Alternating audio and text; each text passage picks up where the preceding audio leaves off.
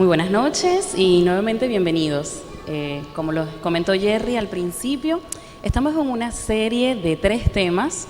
La semana pasada vimos un tema muy interesante que fue afrontando los problemas de esta serie que se llama Viviendo en tiempos de crisis. Y el día de hoy vamos a estar hablando de una parte que a todos nos emociona, me parece a mí. Y es acerca de las finanzas. ¿Cómo nosotros podemos manejar nuestras finanzas en tiempos de crisis precisamente? ¿Cuántas veces han llegado al final de mes y están esperando que les hagan el depósito o les den el cheque del sueldo? Y cuentan y faltan varios días para que llegue ese depósito. Y todos estamos así como nerviosos, sacando cuentas. Y resulta que cuando llegue el dinero, ese mismo día se va volando y no nos queda nada. ¿Les ha pasado alguna vez esto a ustedes? ¿O es que ustedes son buenos administradores, excelentes y tienen las finanzas? Yo creo que a todos nos ha pasado. Y por eso nos quejamos y decimos que el dinero no nos alcanza, que no ganamos lo suficiente, o que la crisis del país, que hay mucha inflación y que por todos esos motivos, pues no llegamos a sobrevivir, vamos a decirlo así, con el dinero que ganamos. Pero saben que Dios en su palabra nos dejó principios acerca de las finanzas. Y si nosotros estudiamos su palabra, podemos aprender cómo administrarnos de forma que no lleguemos a estar en esos problemas. Sí, el primer principio que nos está comentando Dios, uno de los más importantes, lo encontramos en Salmo. Le voy a pedir que busquen en sus Biblias, Salmo capítulo 24, versículo 1. Salmo 24, versículo 1. Fíjense lo que Dios nos dice en este pasaje. La tierra es del Señor y todo lo que hay en ella, el mundo y todos sus habitantes. Una de las cosas que nosotros tenemos que tener muy en cuenta es que Dios es el dueño de todo esto en lo que nosotros estamos, de todo el mundo, lo dice allí. Y les invito a buscar un poco más adelante Ageo 2.8, o bueno, un poco más atrás, en algunos casos, sí. Ageo 2.8 dice: la plata es mía y el oro es mío, dice el Señor de los ejércitos celestiales. Es importante que nosotros entendamos que todo esto en donde estamos y todo lo que creemos que tenemos en realidad en esta tierra, la riqueza, nuestros bienes, nuestras posesiones, en realidad todo es de Dios. Y no es que lo estoy diciendo yo, lo está diciendo la palabra de Dios. Nos dice que no solo el mundo, sino la riqueza, el oro y la plata también le pertenecen a Dios. ¿Será entonces el dinero malo? Algunas personas dicen que el dinero es malo. Yo creo que la mayoría hemos escuchado ese dicho, ¿no? Que el dinero es malo, que las personas por dinero son capaces de hacer cualquier cosa. Eso es verdad. Pero el dinero como tal no es algo malo. El dinero es simplemente la expresión o el valor que tienen económicamente los bienes que nosotros podemos tener a nuestro cargo, digamos. También podemos ir un poco más allá y decir que el dinero también es vida, porque representa la cantidad de tiempo por la que nosotros nos levantamos todos los días y muchos vamos a trabajar a un lugar y estamos 8, 9 horas trabajando, 10, 12, pare usted de contar, por tener una paga, como decía Fabiana, al final del mes. Y entonces quiere decir que el dinero también es vida, porque se lleva parte de nuestro tiempo, parte de nuestro esfuerzo, parte de nuestro día a día. Pero el dinero no es malo. Lo que por allí puede estar un poco mal es la forma en la que nosotros apreciamos al dinero. Por eso es que dicen que el amor al dinero es la raíz de muchos males. No necesariamente el dinero. Fíjense que hay que hacer como una separación. No es el dinero la raíz de todos los males, sino el amor al dinero. Por eso es importante que nos hagamos la pregunta, ¿cuál es la actitud que tenemos nosotros frente al dinero? O sea, ¿cómo vemos nosotros el dinero? ¿Lo vemos como algo malo? Nos preguntamos a veces o nos decimos, no, yo no quiero tener mucho dinero, yo solo quiero tener lo suficiente para vivir. Yo con un poquito que yo tenga y pueda pagar mis gastos mínimos, yo soy feliz porque eso es lo suficiente. O por el contrario, soy del tipo de personas o tengo la actitud que digo, quiero enriquecerme, quiero tener cada vez más. Voy a trabajar, voy a luchar y voy a hacer inversiones y de todo para tener cada vez más y más dinero. ¿Cuál es nuestra actitud frente al dinero? ¿Cómo me relaciono yo con el dinero? Cuando toco el dinero lo siento como algo sucio, como algo feo, o es algo que más bien despierta mi codicia y quiero tener cada vez más. Esas cosas tenemos que analizarlas porque muchas veces tenemos una relación con el dinero, pero nosotros no pensamos cuál es la relación que tenemos con el dinero. Y pensemos ahora, si creemos en Dios, lo que Cintia nos acaba de decir, que Dios es el dueño de todo el dinero. Eso nos tiene que hacer cambiar nuestra actitud y nuestra forma de ver el dinero. O sea, ya no lo vamos a ver como que no quiero tener dinero y tampoco con codicia de que quiero enriquecerme. Ahora tengo que empezar a pensar en el dinero como que Dios es el dueño de todo lo que hay. Proverbios 23:4 nos dice, no te desgastes tratando de hacerte rico, sé lo suficientemente sabio para saber cuándo detenerte.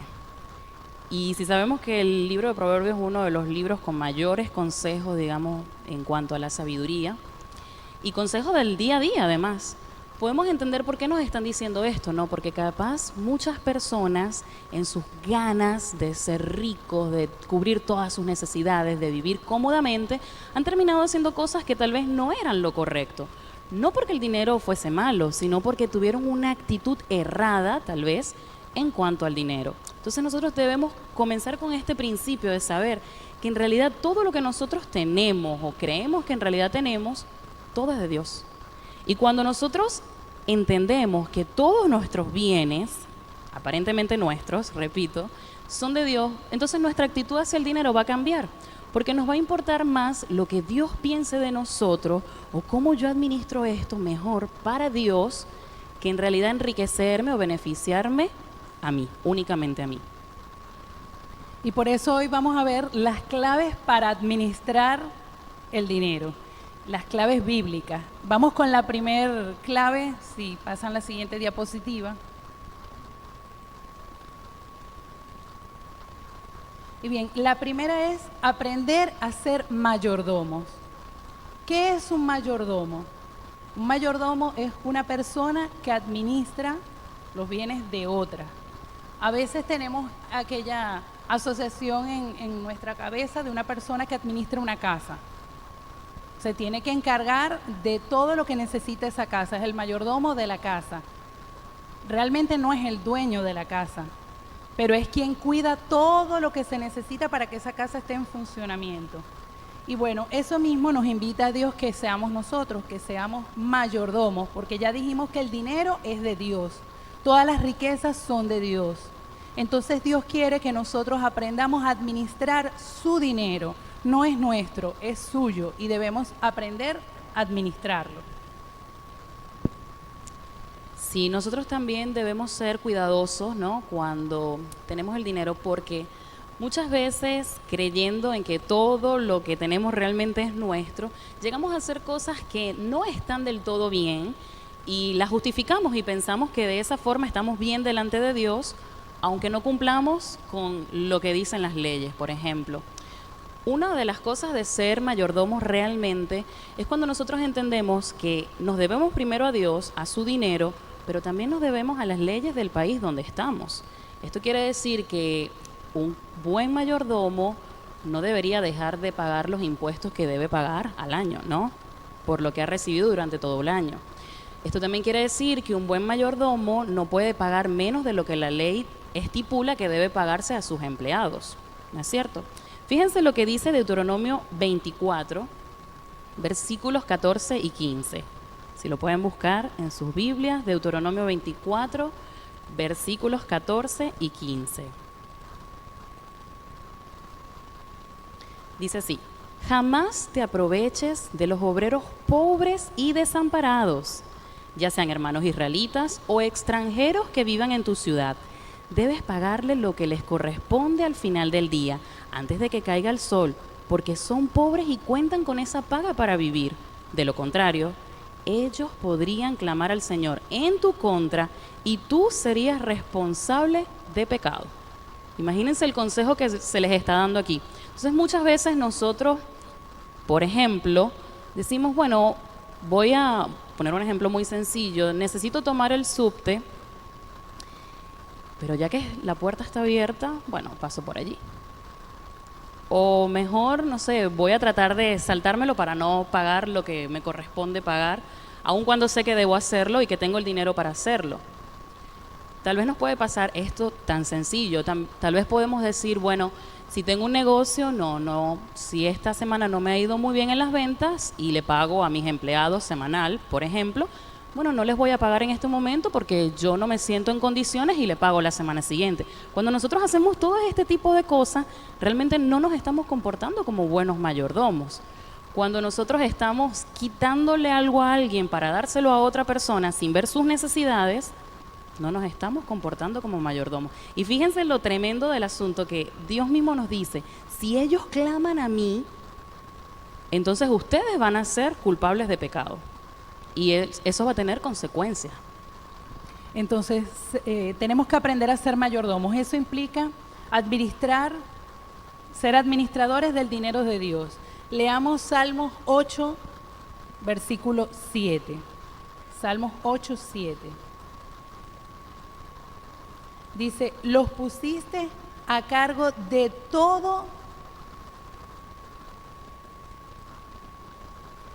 todo lo que creaste y sometiste todas las cosas bajo su autoridad. ¿De quién está hablando allí? ¿De quién está hablando? De nosotros. O sea, Dios puso al ser humano, al hombre, a cargo de todo lo que Él creó. Entonces quiere decir que nosotros somos administradores de todo lo que hay en la tierra, de todas las cosas que tenemos. Somos los administradores. No dice que es el dueño, no dice se lo regaló. Tenemos que tener claro en esto. Ahora, lo que sí dice es que Dios es el dueño del dinero. Eso está en Deuteronomio 8, 18. Dice, acuérdate del Señor tu Dios. Él es quien te da las fuerzas para obtener las riquezas. Entonces, ¿quién es el dueño de todo? Dios. Y Él que nos da a nosotros fuerzas para ganar el dinero. Pero el dueño absoluto de todo es Él. Además nos manda que seamos diligentes. Eso lo vemos en Proverbios 10, 4. Que dice, la mano negligente empobrece, pero la mano de los diligentes enriquece. Tampoco nos está enseñando la palabra de que nosotros tenemos que sentarnos y esperar que todos nos lo regalen. O sea, nosotros debemos trabajar y luchar, no esperar que siempre nos ayuden. Puede ser que estemos pasando por un momento difícil en el cual necesitemos que alguien nos brinde una ayuda, porque hay situaciones que a veces se escapan de nuestras manos y necesitamos que alguien nos ayude. Pero no quiere decir que nosotros nos vamos a estancar y esperar que siempre los demás tengan compasión y nos den las cosas. Porque Dios nos manda que seamos diligentes, que hagamos la tarea, o sea, que busquemos, que trabajemos, que nos levantemos temprano y nos esforcemos por buscar trabajo, por ganarnos el sustento. Sí, haciendo un resumen entonces de esta primer clave sería, debemos entender que somos administradores del dinero de Dios, como acabamos de ver. Debemos entender que Dios es el dueño del dinero para que cambie nuestra concepción acerca de cómo lo vamos a utilizar, porque lo vamos a ver más adelante, cómo podemos organizarnos o planificarnos de acuerdo a ese dinero que Dios nos está dando para que seamos mayordomos de Él. Que debemos ser diligentes, es decir, que aunque toda la riqueza es de Dios, nosotros también tenemos que hacer nuestra parte para que Dios nos dé eso que nosotros necesitamos administrar. Y lo último es que debemos ser honestos con Dios en primer lugar, y también debemos ser honestos con las personas que nos rodean. Lo que les comentaba, esto de tener negocios y actuar, o sea, hacer negocios lícitos y actuar de acuerdo a las leyes que estipula cada país. Igual sabemos que de un país a otro esto puede cambiar, pero lo importante es, como lo decía Jesús, ¿no? A Dios lo que es de Dios y al César lo que es del César. Y ahora sí vamos a ver la segunda clave, que es hacer un presupuesto.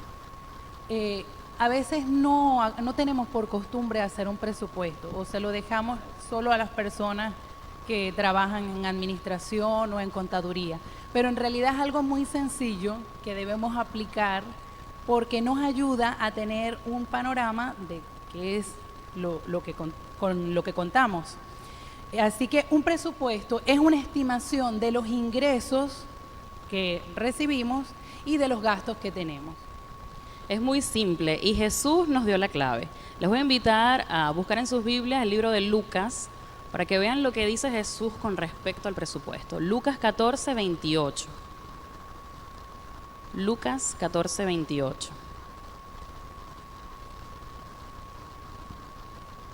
Jesús dijo: sin embargo, no comiences sin calcular el costo, pues ¿quién comenzaría a construir un edificio sin primero calcular el costo para ver si hay suficiente dinero para terminarlo? Fíjense que ya Jesús nos viene diciendo esto, ¿no?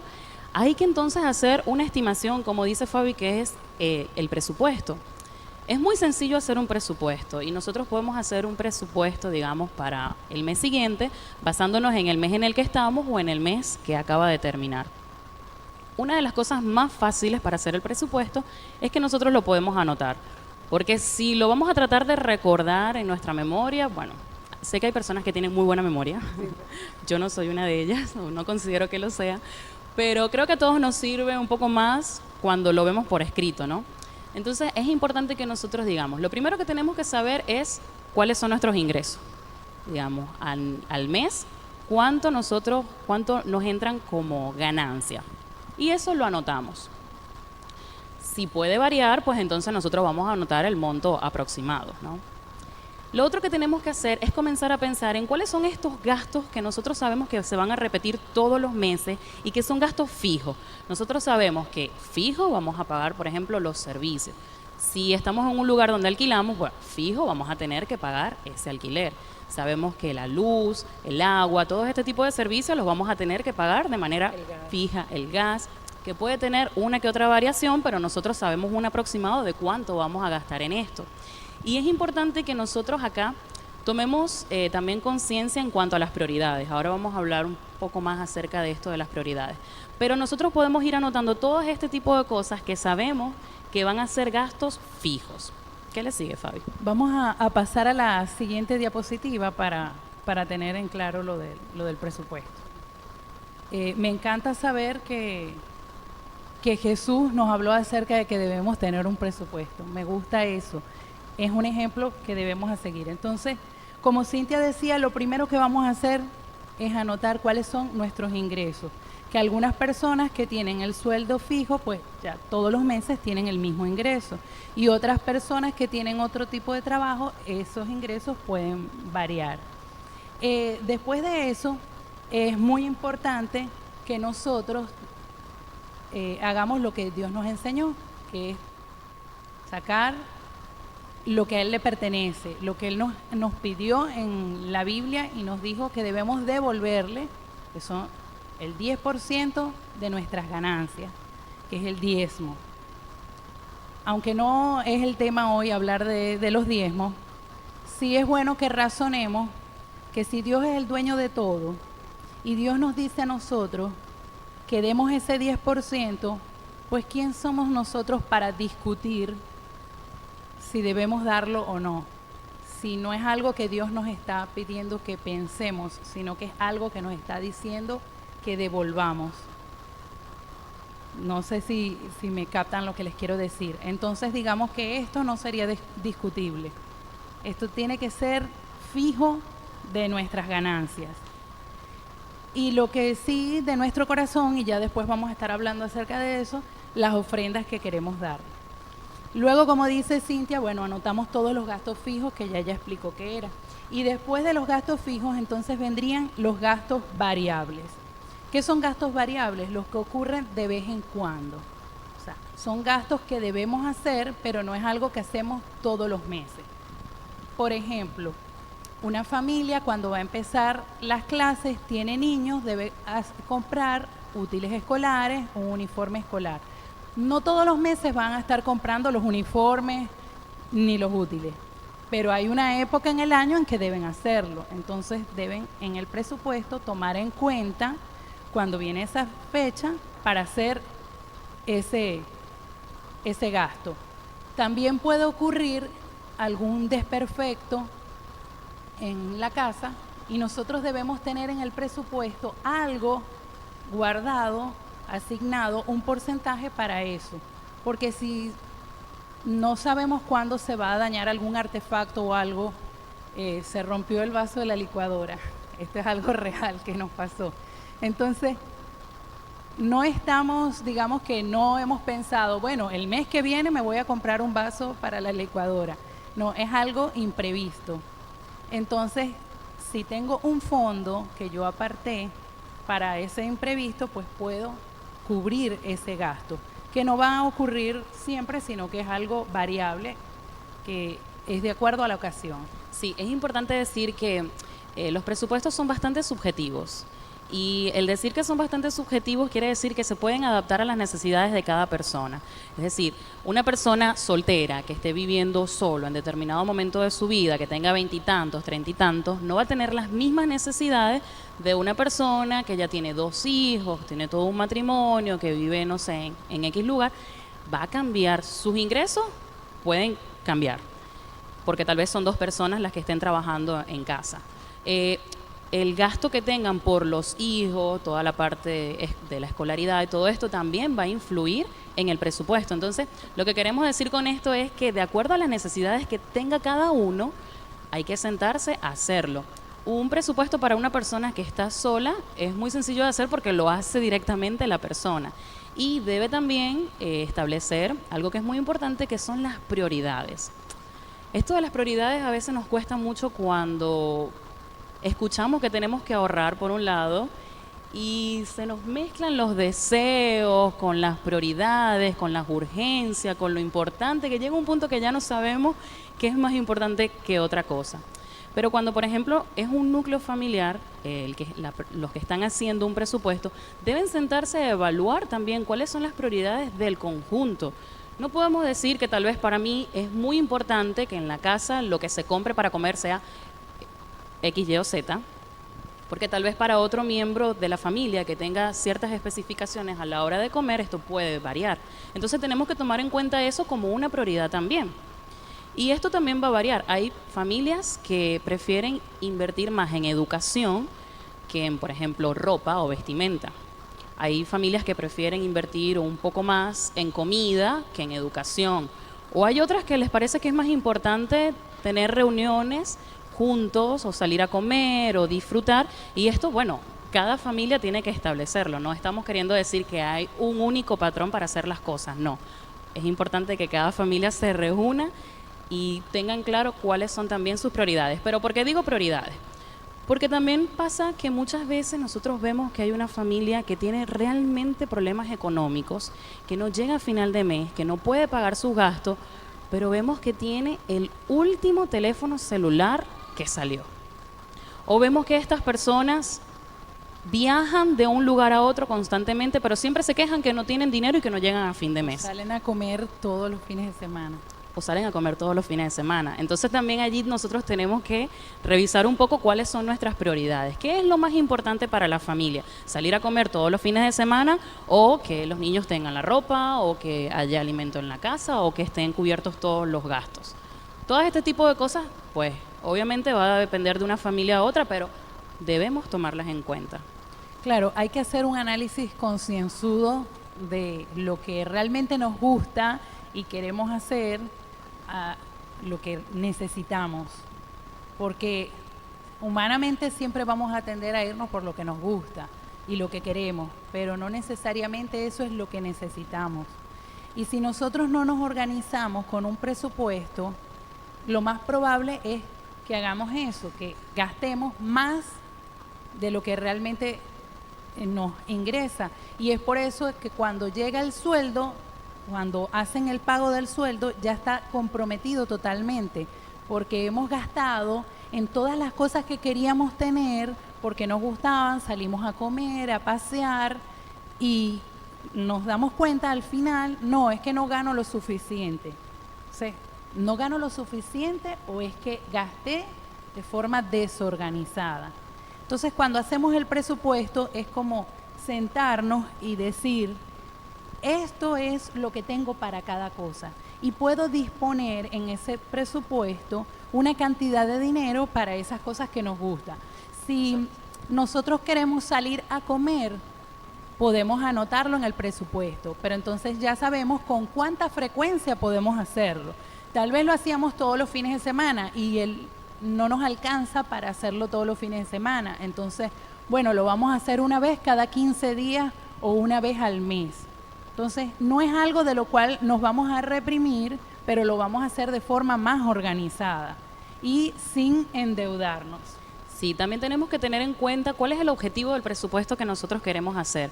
Porque un objetivo puede ser ahorrar para un evento que se viene, ya sea para un viaje, por educación, para comprar una casa, no sé, cuál sea nuestro objetivo. También podemos decir, quiero hacer el presupuesto para llevar un registro de mis gastos y saber cómo los estoy llevando, para poder en el mes que sigue hacer aquellas correcciones a las cosas que necesito corregir. Pero también nosotros pudiéramos decir, bueno, yo quiero hacer este presupuesto para saber si realmente los ingresos que estoy generando me permiten cubrir todos los gastos que tengo o si voy a tener que hacer otro tipo de trabajo como para que mis ingresos aumenten porque no quiero, digamos, cambiar mi estilo de vida o no quiero adaptar mi estilo de vida a lo que estoy generando de alguna manera, por decirlo de alguna manera. Repasando un poco lo que tenemos acerca del presupuesto, lo que debemos anotar, primero, nuestros ingresos. Lo segundo, que aquí es muy importante y también les voy a leer un versículo que está en Malaquías 3:10, creo que la mayoría lo hemos escuchado, sí, acerca de los diezmos. Dice, traigan íntegro el diezmo para los fondos del templo y así habrá alimento en mi casa. Pruébenme en esto, dice el Señor Todopoderoso, y vean si no abro las compuertas del cielo y derramo sobre ustedes bendición hasta que sobreabunde. Una de las cosas que Dios nos está diciendo aquí es que hagamos un pacto con Él. El 10% de lo que nosotros ganamos, si por ejemplo nosotros somos empleados, una vez que a nosotros ya tenemos nuestro listín de pago, obviamente ya tenemos todas las deducciones que se nos hacen, eso es lo que nosotros, el neto, lo que nosotros vamos a recibir ese mes, entonces nosotros de allí podemos apartar directamente el 10% para Dios. Y dice que si hay alimento en la casa de Dios, digamos esto de manera simbólica, si nosotros llevamos ese 10%, dice, vean si no abro las compuertas del cielo y derramo sobre ustedes bendición hasta que sobreabunde. Ni siquiera dice hasta que abunde, dice hasta que sobreabunde. ¿Qué les quiero decir con esto? Las personas que han tenido la oportunidad, y yo he tenido la oportunidad de experimentarlo, de dar el 10% una vez que recibo un sueldo, pareciera que el dinero mágicamente alcanza para todo lo demás.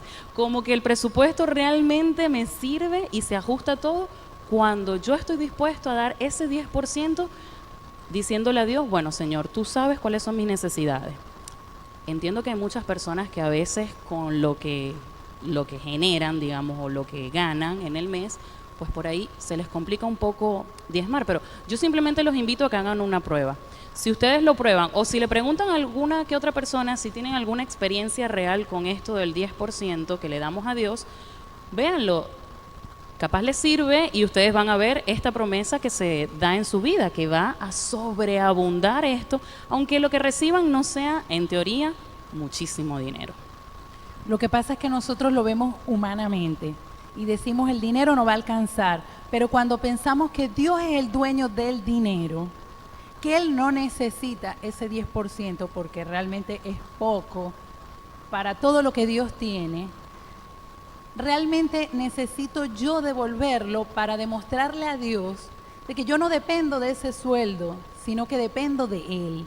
Entonces ahí es cuando ocurren los milagros, que aunque sea poco dinero, una vez que yo devuelvo el diezmo, ese dinero me alcanza y dice que sobreabunda.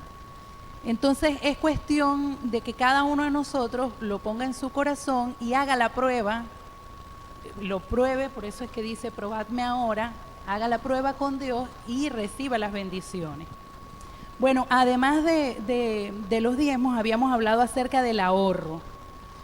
Tenemos que planificar el ahorro. Vean lo que dice Proverbios 6:8. Y esto es Salomón hablando acerca de la hormiga. Dice, prepara en el verano su comida y recoge en el tiempo de la siega su mantenimiento. Es decir, la hormiga ahorra con una finalidad. Entonces nosotros tenemos que aprender de ese principio, ahorrar con un fin. Es decir, no es que voy a ahorrar solo por ahorrar, sino que tengo que hacer una planificación de para qué estoy ahorrando, qué voy a hacer con ese dinero. Algunas personas expertas en finanzas sugieren que se saque un diezmo de ahorro, es decir, así como yo saco mi diezmo para devolverle a Dios, puedo sacar otro 10% de mis ganancias para ahorrar. Entonces, si yo saco ese 10%, tengo que pensar cuál es la finalidad, o sea, ¿para qué estoy ahorrando? ¿Qué voy a hacer con ese dinero? Porque si yo simplemente ahorro por ahorrar, ese dinero no nos va a servir, no les vamos a poder sacar provecho. Entonces tenemos que tener una meta de qué es lo que queremos hacer con ese dinero. Sí, les voy a comentar algo sobre el ahorro que lo leí en un libro que se los recomiendo. Se llama El hombre más rico de Babilonia. En este libro se explica cómo los babilonios lograron tener tanta riqueza, cómo lograron hacer una producción tan importante de la tierra, que era una llanura árida. ¿Se imaginan eso? Y cómo lograron por medio de eso y el trabajo de todos esos hombres en la tierra conseguir tanta riqueza. El libro comenta que cuando se ahorra, como decía Fabiana, nosotros no debemos ahorrar sin tener un objetivo, porque todas las cosas que nosotros de hecho hacemos sin tener un objetivo no llegan a ningún lado. Eso está demostrado ya. Si nosotros tenemos un objetivo para ahorrar, pues va a ser todo mucho más sencillo. El objetivo que este libro plantea, y que nosotros lo traemos hoy también, es que nosotros ahorremos un 10% de nuestros ingresos, pero que este 10% nos sirva para una especie de inversión. Es decir, no dejarlo congelado en el banco por unos cuantos meses.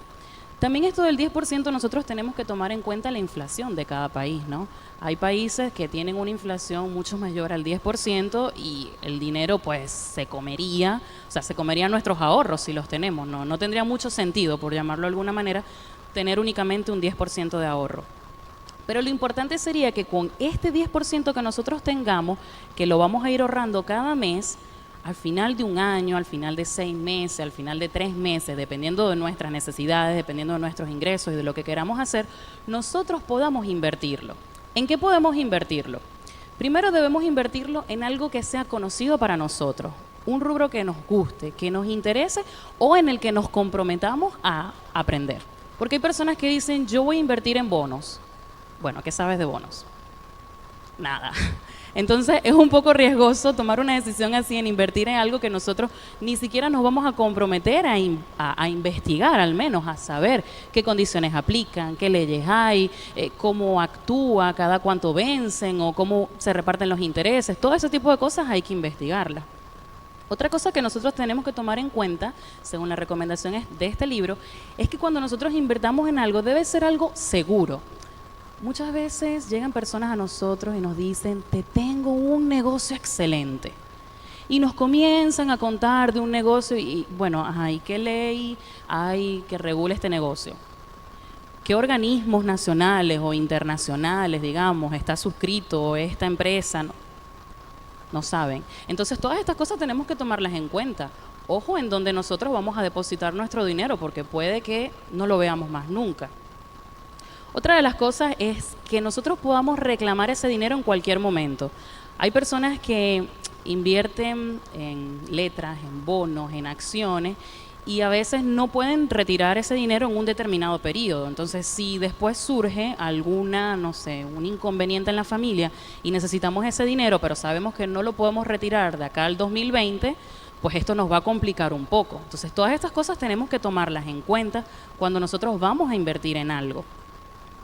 Ahí también ellos recomiendan que se ahorre para adquirir una vivienda. Y acá esto es importante hacer, ¿no?, una aclaración. Las viviendas no son inversiones, como muchas veces pensamos, a menos que la vivienda sea algo que nos va a dar un beneficio económico a futuro. Todo lo que nos dé un beneficio económico a futuro es una inversión. De resto, es una deuda, es un gasto. Entonces, esto también hay que tenerlo en claro. Sí, lógicamente, el hecho de comprar una vivienda nos va a hacer que tal vez no gastemos tantos alquileres en no sé cuántos años. Sobre todo esto para las personas que ya tienen una familia o que pretenden tener una familia. Es importante realmente hacerlo, pero no lo veamos como que es la inversión de mi vida es la casa. Realmente no, a menos que esa casa la vayamos a alquilar o alquilemos los cuartos, allí sí sería económicamente una inversión. No quiere decir esto que no hay que comprar casa, no estoy queriendo decir esto. Lo otro es que debemos ahorrar para el futuro, sobre todo para aquellas personas que tienen una familia o que se están planificando en tener una. Y también nos dice que importante es que nosotros ahorremos para educación. Y esto me llama la atención, porque dice que si nosotros tenemos este presupuesto y decimos, bueno, en estos 3 meses voy a ahorrar para poder hacer una maestría, un posgrado, un estudio, estudiar un idioma, lo que queramos hacer para especializarnos en eso, en lo que somos profesionales o en ese oficio que tenemos y querer, digamos, aprender un poco más, pues esto a futuro sí se va a convertir en una inversión porque nos va a permitir tener mayores ingresos.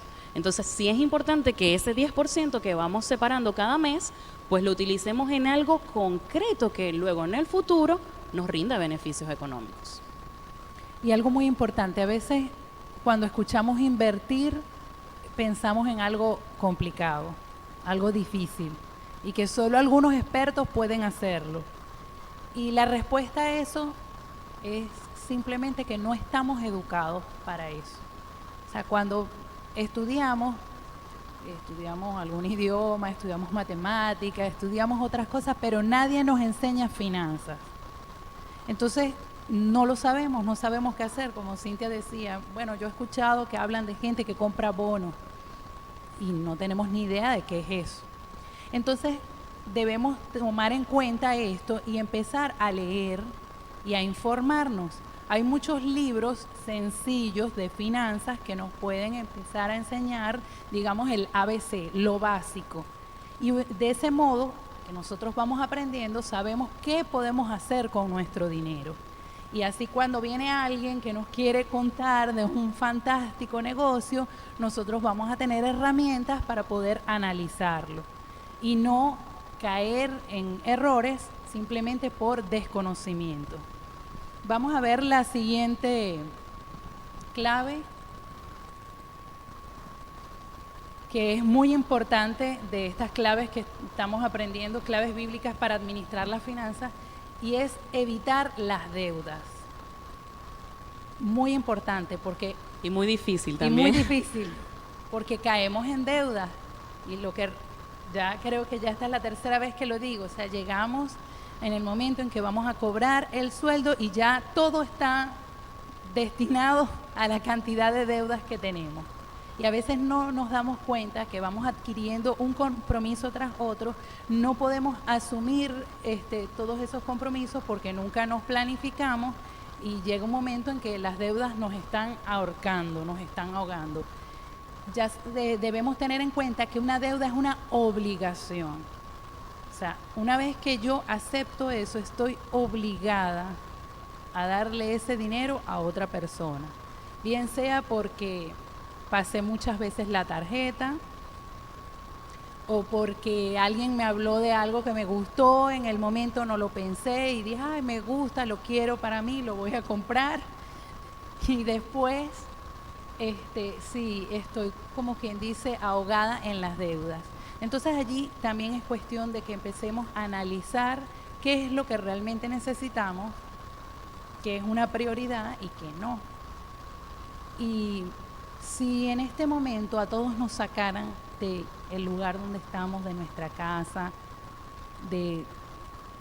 con todas nuestras cosas, y nos dejara así solitos, sin nada, ¿cuáles serían tus prioridades? ¿Qué es lo que realmente necesitarías para vivir? Yo creo que si hacemos este ejercicio, y no quiero ser exagerada, nos vamos a dar cuenta que la mayoría de las cosas que nosotros utilizamos no las necesitamos para vivir. Y voy a hablar de cosas muy sencillas. O sea, puedo vivir sin platos. Y no voy a dejar de comer. No me tomen a mal esto, no estoy diciendo que no compren platos. Solo que no es una prioridad en mi vida. O sea, puedo vivir sin platos. Y si yo no tengo nada, tal vez tener para comida sería más importante que tener unos platos. Entonces este ejercicio nos tiene que llevar a pensar en la cantidad de cosas que nosotros compramos. A veces llenamos nuestra casa de adornos, de objetos. Si estamos hablando del caso de los platos, bueno, tenemos los platos de diario y entonces tenemos unos para ocasiones especiales y tenemos unos solos para Navidad. Y vivimos en un mundo tan consumista que cada vez nos vamos llenando de cosas que realmente no necesitamos. Y si vemos cuánto dinero hemos gastado en todo eso, si sacamos la cuenta, vamos a horrorizarnos de todo lo que hemos hecho, o vamos a decir, mira todo lo que he ganado que no he sabido administrar. Entonces pensemos que las deudas son obligaciones, que es algo que debemos pagar, que debemos dar ese dinero, y empecemos a organizarnos para evitar las deudas. Una forma muy fácil cuando nosotros queremos comprar algo que tal vez no sea una prioridad es pensar en lo que hemos dicho. Primero, que Dios es el dueño de eso, de todo el dinero que tenemos, y realmente me hace a mí ser un buen mayordomo comprarme esto que quiero comprarme. Si nosotros nos hacemos esa pregunta antes de comprarlo, obviamente, puede que nos evitemos muchísimas deudas, puede que nos evitemos muchas compras innecesarias.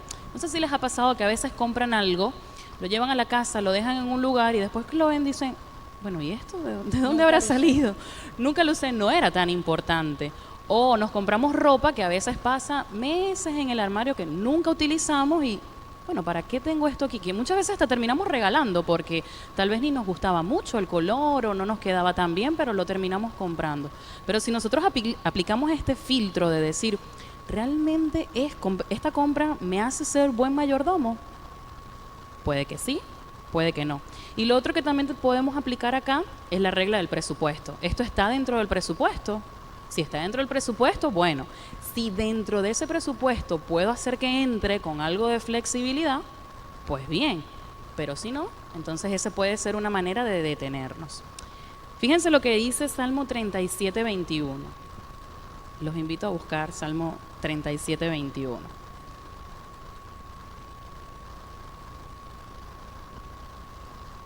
Es muy interesante lo que dice cuando nosotros pedimos prestado.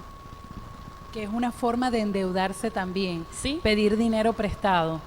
Sí, con relación a esto de las deudas, Salmo 37, 21 dice, los perversos piden prestado y nunca pagan. Yo creo que a más de uno nos ha pasado que hemos tenido aquellos amigos o conocidos que nos han pedido algo prestado por un tiempo y bueno, nunca nos han pagado y siguen siendo nuestros amigos, pero por ahí con el dinero como que les tenemos cierta, ¿no? Pero es importante que nosotros no nos convirtamos en estos perversos de los que habla la Biblia, porque dice, piden prestado y nunca pagan. Luego, Romanos 13:8 nos dice, no tengan deuda con nadie. O sea, es muy específico también lo que Pablo estaba diciendo a los romanos, no tengan deuda con nadie. Fíjense que en Nehemías 5 se comenta un poco cómo nos afecta cuando nosotros tenemos deudas. Claro, acá influye en la, digamos, la parte política y económica de lo que estaba viviendo Israel en ese momento, pero de cómo las familias llegaron a endeudarse y lo grave que eso era para la situación familiar. Fíjense lo que dice.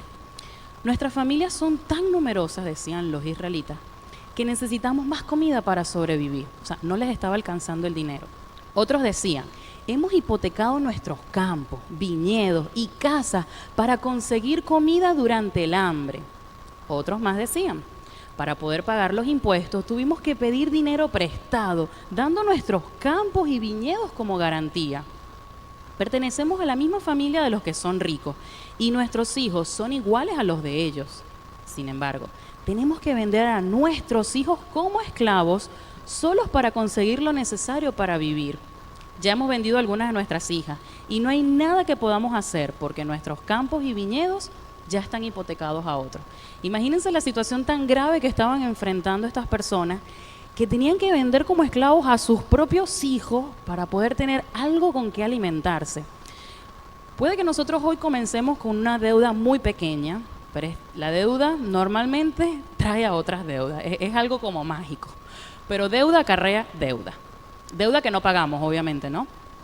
Y esto llega a crecer tanto que podemos involucrar incluso a nuestra familia. Hay personas, yo sé que ustedes conocen, personas que han perdido su casa por tener deudas que no pueden sobrellevar.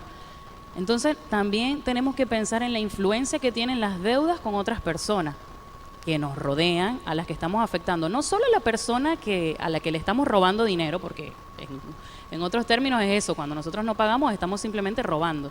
No solo a ellos, sino el daño que le estamos haciendo incluso a nuestra familia. Bueno, lo que decía Cintia al principio, que si consideramos que el dinero es vida, porque cuando nosotros trabajamos 8 horas, 10 horas diarias por recibir esa paga, y nosotros le pedimos prestado a alguien y no le devolvemos el dinero, es como que si le estamos robando la vida a esa persona, porque esa persona trabajó por ese dinero. Y nosotros simplemente somos negligentes y no le devolvemos a la persona el dinero, es como que le estamos robando la vida. Entonces debemos realmente tomar conciencia con respecto al uso que hacemos del dinero. Y como decía el consejo de Pablo, no endeudarnos. Hemos visto en muchos países que las personas llegan a tener deudas tan grandes que llegan a suicidarse porque no saben cómo salir del problema. Entonces, realmente es un caso para que lo tomemos en cuenta, de que debemos evitar a toda costa las deudas. Y uno de los instrumentos que más rápidamente nos lleva a la deuda son las tarjetas de crédito. Cuando no las sabemos utilizar. Y en muchas ocasiones no sabemos utilizarlas porque no hemos tenido una educación financiera. Vemos que los bancos buscan a la gente por darles tarjetas y a veces nos llegan tarjetas sin pedirlas y entonces empezamos a utilizar la tarjeta porque es como que muy fácil ir a un centro comercial, a un shopping y ver que hay ofertas y que te lo dejan en 6 pagos sin interés, 12 pagos sin interés y entonces empezamos a pasar esa tarjeta de algo que no está en nuestro presupuesto o que ni siquiera tenemos un presupuesto y no estamos pensando en cuánto tiempo vamos a estar pagando, por ejemplo, 12 cuotas, un año vamos a estar pagando eso. Pero no quiere decir que yo la usé ahora y ya no la voy a usar más dentro de un año, sino que todos los meses la estoy pasando la tarjeta. Entonces, ¿qué hago si tengo varias tarjetas con deudas? Y la Biblia me está diciendo que debo evitar las deudas. Entonces, si tengo varias tarjetas con deudas, debo tomar la tarjeta que tiene la mayor deuda y la que tiene los mayores intereses. O sea, debo analizar, revisar mis cuentas y ver cuál es la tarjeta que tiene la mayor deuda. Las voy a ordenar por deuda y también voy a hacer un orden por los intereses que me estén cobrando en cada tarjeta. Si el banco me dice cuál es el mínimo que debo pagar mensual, entonces yo en mi presupuesto debo destinar más dinero, porque si yo pago el mínimo, o sea, siempre voy a estar pagando intereses. Entonces, realmente lo que estoy haciendo es que lo que compré no lo voy a pagar en el valor real que tiene, sino que lo voy a pagar en mucho más. Entonces, ¿qué debo hacer? Debo pagar más del mínimo que me está pidiendo el banco. Y ese mínimo voy a disponer del dinero que tengo para pagar una cantidad a la tarjeta de mayor valor o la de mayor endeudamiento, y luego sí el mínimo a las otras, porque tampoco quiero que me cobren unos intereses por mora, o sea, por no pagar a tiempo. Entonces, de las otras tarjetas que tienen una deuda menor, a esas sí les voy a ir pagando el mínimo, pero a la que tiene la deuda mayor voy a pagar más, de modo que yo vaya acelerando ese pago y termine con esa deuda. Una vez que yo termine con esa deuda, voy a hacer el mismo procedimiento con las tarjetas que me quedan. O sea, voy a ir pagando todas, y si es posible, depende del monto, que yo en un solo pago termine con eso, entonces simplemente debo acabar con las deudas.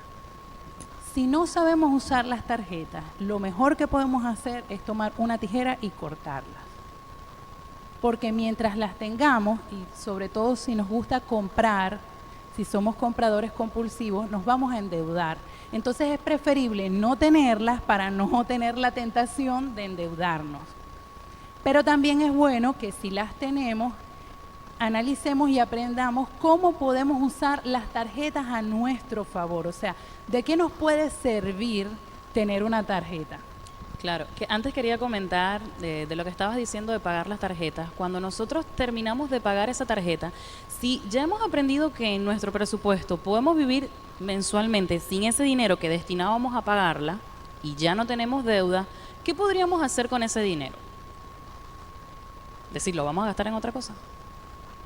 Podríamos decir, con esto voy a ahorrar, lo voy a llevar a ese, no sé, a esa parte de ahorro del 10% que tengo, se lo sumo, y con esto que se va generando acá, pues puedo invertir en otra cosa. Ese sería el ideal de cuando nosotros tenemos una deuda y la deuda es eliminada, pero no quiere decir entonces que, bueno, destino esto ahora para ahorrar y sigo teniendo otras deudas y vuelvo a lo mismo de antes. Debe haber un cambio también en nuestra actitud si queremos vivir sin deudas. Realmente ese es el consejo.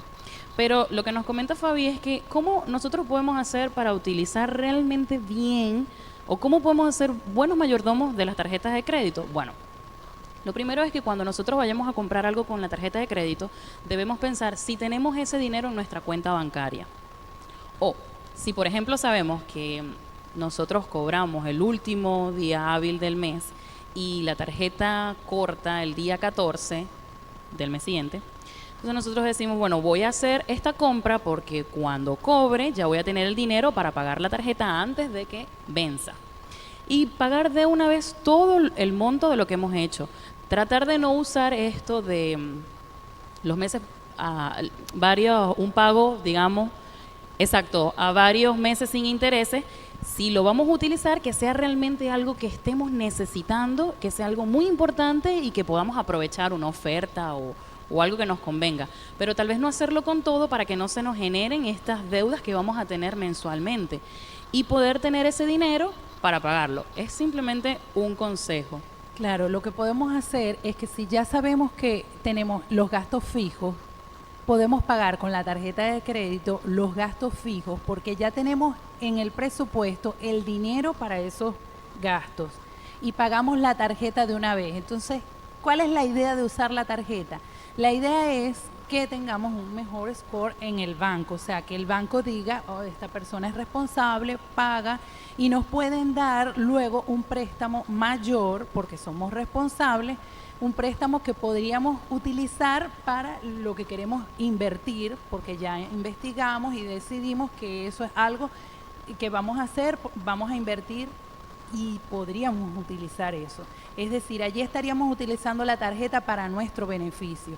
Otra forma podría ser para que aumentemos las millas, porque en la medida en que se usan las tarjetas también vas a tener allí un puntaje en millas que puedes utilizar para viajar.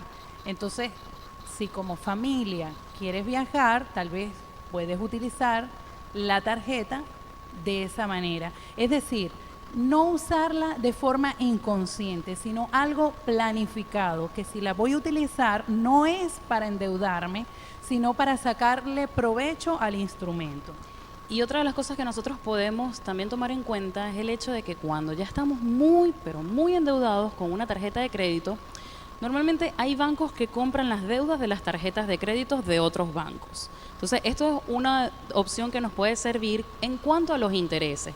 Porque puede ser que yo tenga un interés de 24%, no sé, por poner un ejemplo, que me está cobrando esta tarjeta, pero capaz hay un banco que me pueda comprar esa misma deuda, pero a un interés de un 20%. Entonces, esto es algo que yo puedo manejar y bueno, sí que el banco me compre la deuda porque a definitiva voy a terminar pagando menos. Entonces, es solamente cuando estamos ya en un nivel de deuda bastante alto que no tenemos, digamos, otra escapatoria. Es importante también cuando nosotros hablamos de deuda que diferenciemos qué es una deuda y qué es una inversión, porque normalmente no sabemos si yo invierto en esto, bueno, pero luego eso se convierte en una pérdida, en un gasto. Entonces, ¿cuál es la diferencia realmente? Bueno, yo les voy a explicar un poco cuál es la diferencia. Cuando nosotros compramos algo o adquirimos algo que no nos va a generar dinero en un futuro, nos estamos endeudando, simplemente. Cuando nosotros compramos ropa, cuando compramos comida, cuando nos vamos de viaje, cuando hacemos todo este tipo de cosas, estamos endeudándonos. Hay personas que dicen, me estoy apalancando con el banco. Pero si nosotros decimos que nos estamos apalancando y al final no vamos a recibir nada por esto que estamos invirtiendo, que lo llamamos mal, porque en realidad no es una inversión, si no vamos a obtener un beneficio económico, nos estamos endeudando. Es muy simple. Una inversión es aquello que yo estoy, digamos, pagando, comprando, adquiriendo, ya sea servicio o bien, que en un futuro yo voy a recibir un beneficio, que voy a poder recuperar ese valor inicial que pagué y que además de eso me va a generar un ingreso constante en el futuro. Entonces también tenemos que tener en cuenta esto cada vez que nosotros tengamos una deuda. Si nosotros vamos a pedir al banco un crédito para tener un negocio, un emprendimiento, y realmente hemos estudiado que nos va a dar beneficios económicos, vamos por un buen camino. Pero si lo hacemos simplemente para hacer un viaje, tengamos en cuenta que esto va a ser una deuda que en algún u otro momento debemos pagar. Bien, ahora vamos a ver la siguiente clave.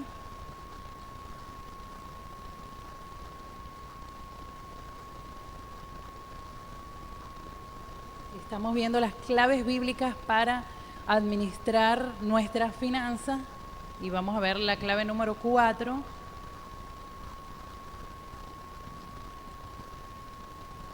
Ahora sí, la clave número 4 es ayudar a otros. Y ya en la Biblia hemos leído diversos textos acerca de ayudar a otros. Si nosotros ayudamos a otros, es como si estamos ayudando a Jesús. ¿Lo han leído en la Biblia? Si lo hiciste a uno de estos más pequeños, es como si a mí lo hiciste.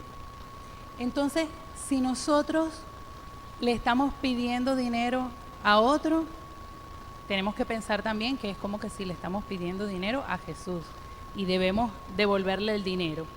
Ahora, si nosotros le estamos prestando, o sea, es al revés, le estamos prestando dinero a otro, es como si le estamos prestando dinero a Jesús. ¿Sí o no? Es el mismo principio, ¿verdad? Si le hacemos el bien a alguien, es como que si le hacemos el bien a Jesús. Si le prestamos dinero a alguien, es como si le estamos prestando dinero a Jesús. Entonces, ¿qué pasa si yo le cobro intereses a las personas que le presto dinero?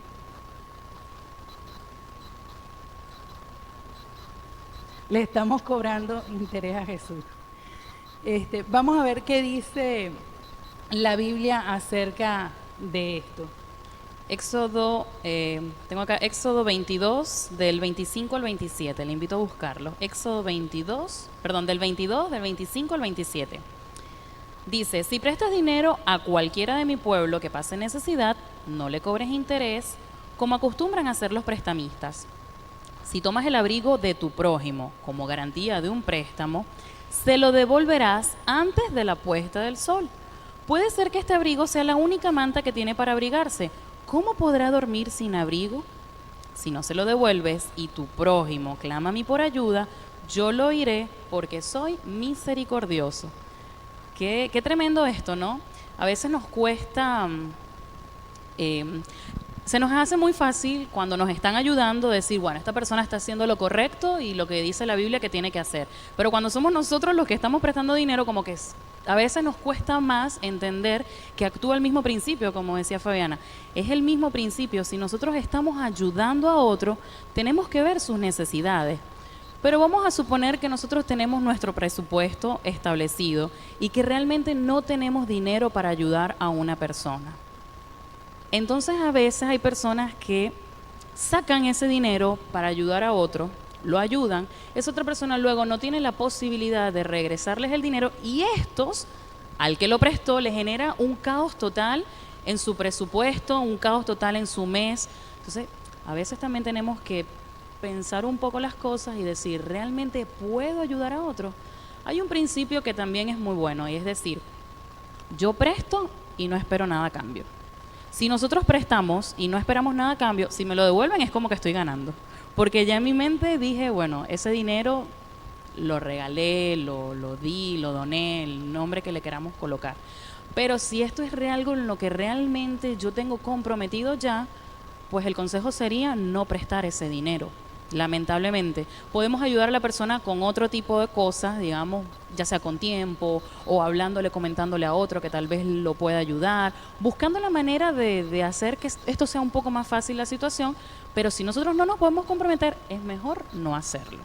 Entonces, si vamos a prestar, que sea de forma desinteresada, sin esperar, o sea, que sea algo que salga de nuestro corazón. Así como cuando hicimos el presupuesto, sacamos los diezmos, sacamos las ofrendas, podemos destinar un dinero que sea para ayudar a otros. Y que es un dinero que le vamos a dar a alguien que sabemos que está en una necesidad, pero que no estamos esperando que esa persona nos lo devuelva o que dependemos de ese dinero. Eso nos va a ayudar a evitarnos un montón de problemas y de enemistades. Y lo otro es que si prestamos dinero no cobremos intereses, porque también ocurre eso, que hay personas que, bueno, yo sé que Jerry está pasando por un momento, bueno, yo te voy a prestar el dinero, pero acá hay inflación en Argentina, o sea, no te puedo dar esa plata porque esa plata se va a devaluar, no me puedes devolver la misma cantidad, entonces te voy a cobrar tanto de interés. Vean lo que dice la palabra de Dios, lo que Cintia leyó en Éxodo. Si vamos a prestar, no le pidamos intereses sobre ese dinero a las personas y hagámoslo como una ofrenda, como algo que está en nuestro presupuesto, que de nuestro corazón le estamos dando para ayudar a la persona. Si la persona aceptó ese préstamo y lo devuelve, Cintia lo dijo, bueno, es una ganancia, tomemos ese dinero para ayudar a otros. Pero no hagamos lo que dice allí, o sea, le vamos a quitar el abrigo a esa persona que está en necesidad. Entonces, algo para reflexionar y tomar en cuenta. Una escritora del siglo XIX dijo, nosotros somos ricos solo en lo que damos y pobres en lo que no rechazamos. Y vamos a ver qué nos dice Hechos 20:35, que está allí en pantalla, que les invitamos a buscarlo. Hechos 20:35 dice, más bienaventurado es dar que recibir. Creo que es un pasaje que muchos hemos escuchado y es un pasaje muy hermoso porque nos invita a ayudar a otras personas. Cuando nosotros realmente conocemos las necesidades de otros, nos damos cuenta que nuestras necesidades pueden pasar a un segundo plano, que nuestra situación no era tan grave, que en realidad ver esa otra realidad hace que la nuestra quede de un lado. Y cuando nosotros tengamos ese amor, que si no lo tenemos, lo único que tenemos que hacer es mirar a Jesús. Cuando nosotros tengamos el amor que tenía Jesús de decir que era más importante en la vida de sus amigos o de las personas que lo rodeaban que su propia vida, pues va a ser mucho más fácil manejar este concepto de decir que es mejor dar que recibir, porque vamos a comenzar a dar. Pero lo increíble de dar es que de la misma forma como nosotros vamos dando, vamos a ir recibiendo, incluso si no lo estamos buscando. Y de hecho es la mejor forma de hacerlo, darlo de manera desinteresada, cuando nosotros nos sentimos bien de que colocamos un granito de arena para ayudar a otra persona que estaba pasando por un momento muy difícil. Y no hablo únicamente de la parte económica. Hay personas que muchas veces solamente necesitan ser escuchadas. Hay personas que también necesitan que compartan un poco de tiempo con ellos. A veces no tenemos el dinero para ayudar a alguien que no sabe con quién dejar a sus hijos por cuestiones de trabajo, pero tenemos el tiempo para hacerlo. Entonces podemos cuidar a esos niños. O sea, fíjense la cantidad de cosas. A veces tenemos un talento y podemos decir, bueno, con esto que Dios me dio lo puedo poner en el servicio de otras personas, ya sea que sepamos tocar un instrumento, que hablemos algún idioma, que tengamos habilidades para alguna materia. Hay tantas cosas que nosotros podemos hacer por otros que van un poco más allá de la parte económica y todo eso va sumando. Quizás nosotros no tenemos el dinero para ayudarlo, pero el dar nuestro tiempo, el dar nuestras habilidades, van a hacer feliz a otra persona, nos van a hacer feliz a nosotros mismos y van a hacer que este principio se dé, que vamos a estar completamente felices y Dios nos va a retribuir por todo esto que nosotros hacemos de forma desinteresada. Y tenemos que pensar que cuando ayudamos a la otra persona, estamos ayudando a Jesús. Eso es algo que realmente nos tiene que llenar de satisfacción. Cuando vemos que hay alguien que necesita de nuestra ayuda, es como que si estamos ayudando a Jesús mismo. Entonces, qué lindo que nosotros somos los mensajeros de Jesús en esta tierra. Debe llenarnos de satisfacción. Y Dios conoce nuestros corazones y va a hacer que sobreabunden en bendición y que no nos falte nada. Porque Dios quiere que sus hijos sean personas prósperas. No quiere que sus hijos sean personas que anden siempre en necesidad, que estén pidiendo prestado, que estén llenos de deuda. Ese no es el plan de Dios. Dios quiere que su pueblo sea un pueblo próspero. Y en la Biblia dejó varios ejemplos de ello. Vamos a ver la siguiente diapositiva.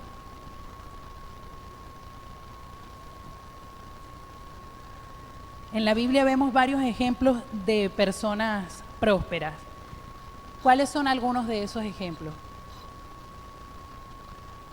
Abraham, Job al principio y al final, Sí. porque era muy rico, lo perdió todo, pero luego Dios se lo dio, sí, se lo multiplicó. José también es otro ejemplo de una persona próspera, una persona que tuvo que salir de su tierra, digamos, de una forma que no quiso hacerlo, fue sacado de su tierra y lo perdió todo, o sea, se quedó sin nada, gracias, se quedó sin nada. Yo les decía, hagamos el ejercicio mental, si nos quitan todo lo que tenemos y no tenemos nada, ¿cómo vamos a vivir? Bueno, ese fue el caso de José. José quedó sin nada, pero después, siendo fiel a Dios, ¿cómo resultó sus últimos días? Fue el primer ministro, el administrador de toda una nación. Entonces Dios quiere que seamos prósperos, no quiere que estemos por allí tristes, mal, endeudados, con problemas en las finanzas.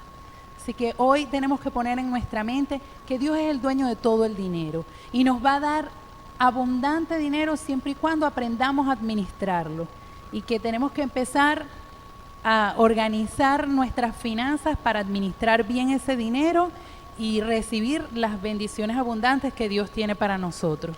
Filipenses 4:19, y ya con esto terminamos, nos dice: y este mismo Dios, quien me cuida, suplirá todo lo que necesiten de las gloriosas riquezas que nos ha dado por medio de Cristo Jesús. Recordemos rápidamente las claves. Todo nos va a salir bien y vamos a poder vivir en estos tiempos de crisis con unas finanzas óptimas si nosotros aprendemos que Dios es el dueño de todo lo que existe, de las riquezas, de todo, y sabiendo que nosotros somos únicamente mayordomos de todo esto que Él pone a nuestra disposición. Si nosotros hacemos un presupuesto, que era la segunda clave, donde colocamos nuestros ingresos, donde tenemos ese 10% que le pertenece a Dios, donde también contemplamos todo lo que son los gastos fijos, gastos variables, cuánto podemos ahorrar. Si nosotros le devolvemos, obviamente, el 10% a Dios como forma de pacto con Dios y de fidelidad para poder probar todas sus bendiciones, si nos liberamos de las deudas y si las evitamos en lo que podamos, y si nosotros ayudamos a otros. Estas son las claves que nos ha dejado la Biblia para tener estas finanzas que necesitamos tener, y como dice Fabi, Dios quiere que nosotros seamos personas prósperas. Entonces, comencemos a utilizar todos estos tips que nos deja la Biblia y probemos y veamos qué tal nos va. Bueno, y los invitamos para la semana que viene, el último programa de la serie. Sí, el último programa se llama La actitud para triunfar. Entonces, ¿qué actitud nosotros necesitamos para triunfar? Recuerden que esta serie es Viviendo en tiempos de crisis. Entonces, vamos a hablar un poco de cuál es la actitud que necesitamos para vivir en medio de crisis. Y bueno, los vamos a despedir con el versículo de Josué 1:9 que dice: mira que te mando que te esfuerces y seas valiente. No temas ni desmayes, porque el Señor tu Dios estará contigo donde quiera que vayas.